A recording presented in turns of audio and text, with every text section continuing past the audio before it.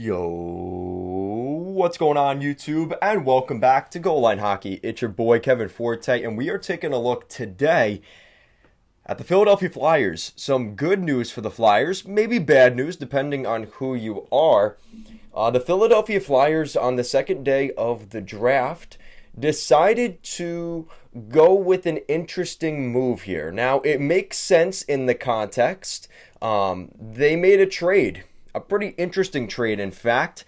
Tony Deangelo goes to the Philadelphia Flyers along with pick number 220. In exchange, the Carolina Hurricanes acquire a conditional 2023 third-round pick, the lowest of the three picks that the Flyers have in the third round next year, a 2024 second-round pick, and pick 101 in this year's draft. So a second, a third, and what is that, like a fourth? Something like that. Interesting move. Now, I just made a video this morning, of course, saying that he's been linked to the Flyers. And, of course, he inevitably goes there. He gets traded to the Flyers this morning in that package.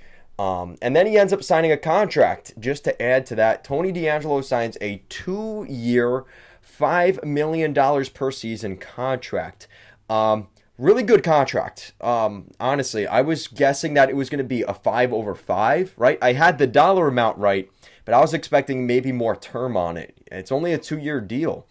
This is a good signing for the Flyers. You know, the Flyers are a team that, let's be honest, they aren't very good right now. And you also factor in that you're going to start the season without your top defenseman and Ryan Ellis. Hopefully, Ivan Provorov gets better next year. They've re-signed, Risto's here for the long haul. So you've got those three guys now, right? This is your top four right now. Without Ryan Ellis, Ivan Provorov, Rasmus Ristolainen, Tony Deangelo, and Travis Sanheim. That's not terrible. Now, that's definitely not playoff caliber. If Ellis is there, that becomes more of a maybe playoff contender. But there's still weakness there, right? Now, the key thing about Deangelo coming in, it's going to alleviate some of the pressure on the younger guys. The Cam Yorks. Even a younger guy like Ronnie Attard. Some of those younger defensemen that the Flyers have. It takes a little bit of the stress off of them, right? They have Wyatt Wiley. That's really it. They don't have a ton. Adam Ginning. But it's really going to help the younger guys. It's not going to put so much pressure on them because there's depth in the lineup. It's also going to help out the top end guys, right? It's going to help out Provorov and Risto. And I could see a combo where Tony Deangelo is playing on the top pair with Ivan Provorov. It's a good fit, right? Provorov's more of the stay-at-home, defensive-minded defenseman. Tony D is more of the puck mover, good skater defenseman that can put up points. I think that's a good fit. Now, here is where things are going to get interesting because, now listen, Rod Brind'Amour doesn't take any BS from anybody. And we know Tony Deangelo had his things in New York with the Rangers. So I just want to see how John Tortorella does with Tony Deangelo. That doesn't seem like a good personality match. So I'm very interested to see how that soap opera potentially goes down. I know Flyers fans are really down on the team, and I can't say I blame you, especially with looking at some of the depth on the roster.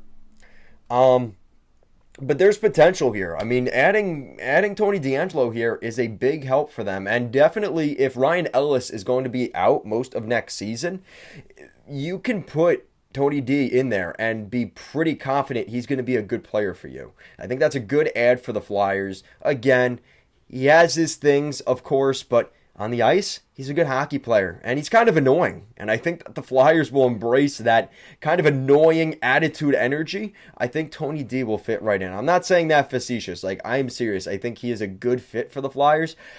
The only place I don't see the fit is him and John Tortorella. I am very interested to see how that kind of plays out.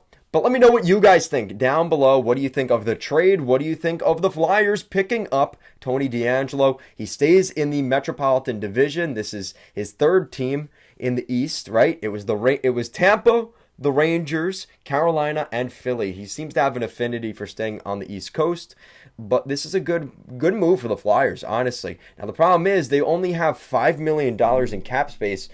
So I do wonder if that takes them out of the running for a guy like Johnny Gaudreau. Maybe there's more on the table that we haven't talked about, right? Maybe that James Van Riemsdyk trade is still on the table. We'll have to wait and see. Guys, as always, thank you so much for watching, and let's go Flyers.